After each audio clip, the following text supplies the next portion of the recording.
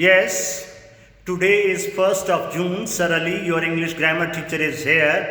This is the second video after the definitions, and in this video I will teach you the use of simple past tense or past indefinite tense. तो देखिए मेरे बच्चों, past indefinite tense जैसे आपने किया था ना present indefinite tense, present indefinite tense का दूसरा नाम है प्रेजेंट हैबिचुअल टेंस।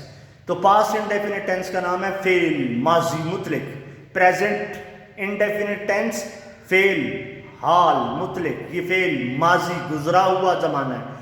तो देखते हैं यूज में क्या करना है। सिंपल, मैंने बताया था हर टेंस में आपको तीन चीजें मिलेंगी, सिंपल, नेगेटिव और इंट्रोगेटिव। तो सिंपल में देखते हैं क्या करना है। In past indefinite tense we use the second form of the verb.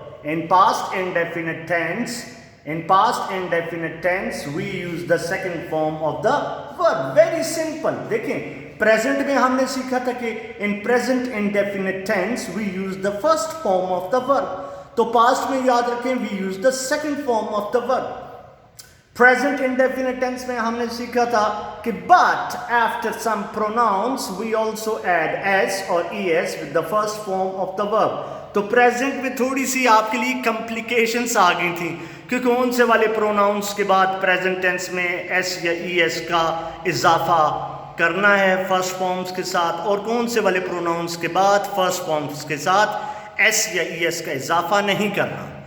लेकिन this is past indefinite tense. In past indefinite tense we use the second form of the verb. For example, वो school पैदल गया। गया का मतलब है जाता है में, और गया में फर्क है।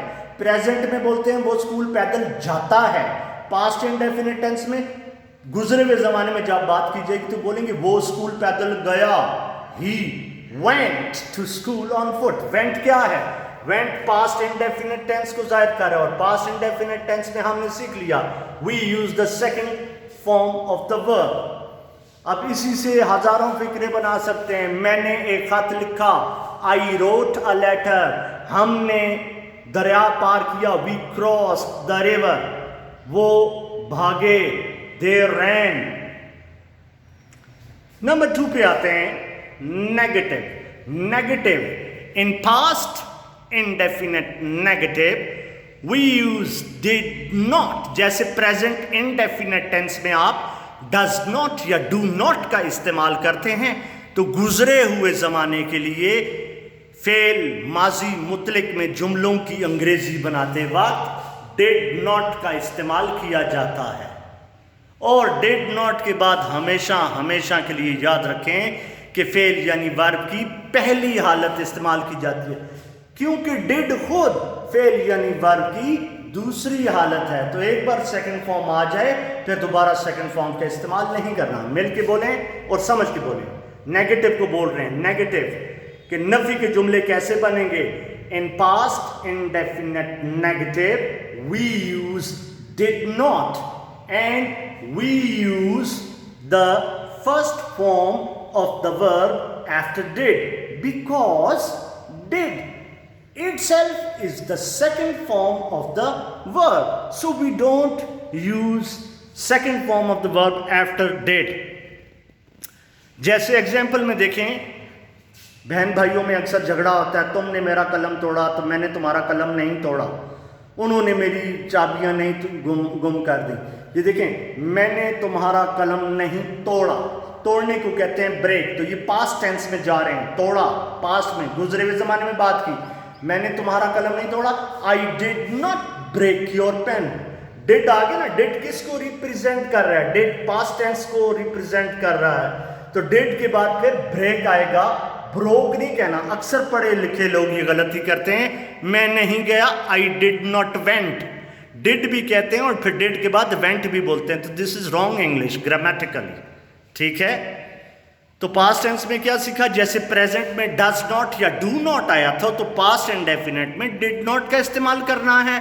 और डिड के बाद हमेशा हमेशा के लिए याद रखिए, we always use the first form of the verb after the use of did, we use the first forms of the verb. Number 3 comes interrogative. Interrogative भी बोलते हैं, इंट्रोगेटिव भी बोलते हैं।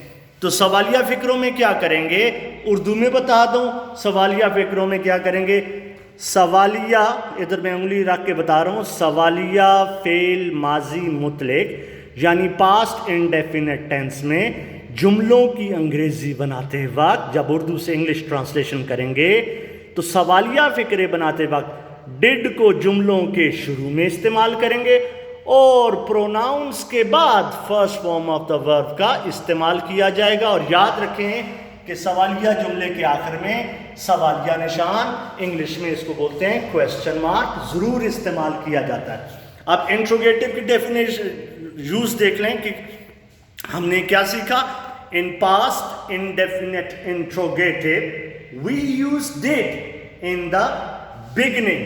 बिगिनिंग की स्पेलिंग फिर दिखा रहा हूं, बिगिनिंग की स्पेलिंग ठीक कर लीजिए, डबल एन आता है। फिर बोलता हूं, in past indefinite tense we use did in the beginning of the sentences and after the pronouns we only use the first form of the verb.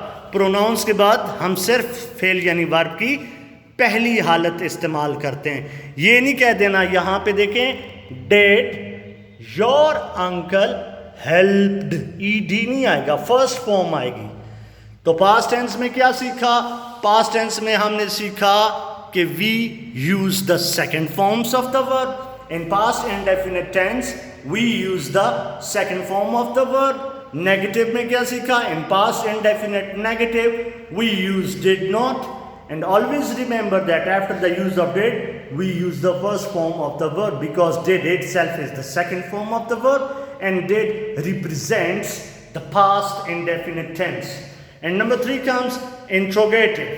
In past indefinite interrogative we use did in the beginning of the sentences. In past indefinite interrogative we use did in the beginning of the sentences and after the pronouns we only use the first form of the verb. क्या तुम्हारे चचा ने अपने गरीब पड़ोसी की मदद की, सवाल पूछा जा रहा है, क्या तुम्हारे चचा ने अपने गरीब पड़ोसी की मदद की। तो इस फिक्रे को कैसे पहचानेंगे कि ये प्रेजेंट है या ये पास्ट है या ये फ्यूचर है या ये प्रेजेंट कॉन्टिन्यूस है। तो गौर से देखा, मदद की या मदद करते हैं। तुम्हारे चचा जान, क्या तुम्हारे चाचा जान अपने गरीब पड़ोसी की मदद करते हैं। Does your uncle help his poor neighbour. Present indefinite में कैसे बोलेंगे, प्रेजेंट इंडेफिनिट में डिड डज में कन्वर्ट हो जाएगा, does your uncle help his poor neighbour. और इसी को जब पास्ट में बोलेंगे, गुजरे हुए जमाने में, क्या तुम्हारे चचा ने अपने गरीब पड़ोसी की मदद की। Did your uncle help his poor neighbour, question mark. So today is 1 जून बेटा जी, और आज आपने ये एक्सरसाइज जो मैं अभी आपको फोटो खींच के सेंड करने लगा हूँ, इस एक्सरसाइज को और इन नोट्स को अपने रजिस्टर्स पे नीट एंड क्लीन उतारना है। वीडियो 1 जो कुछ मैंने आपको बोला है वो सारा कुछ आपने अपने रजिस्टर्स में लिखना है, और इस वीडियो 2 में भी जो कुछ नज़र आ रहा है ये भी, और फोटोज़ मैं आपको दोनों वीडियोज़ के भेज देता हूँ। ठीक है, अल्लाह हाफिज़।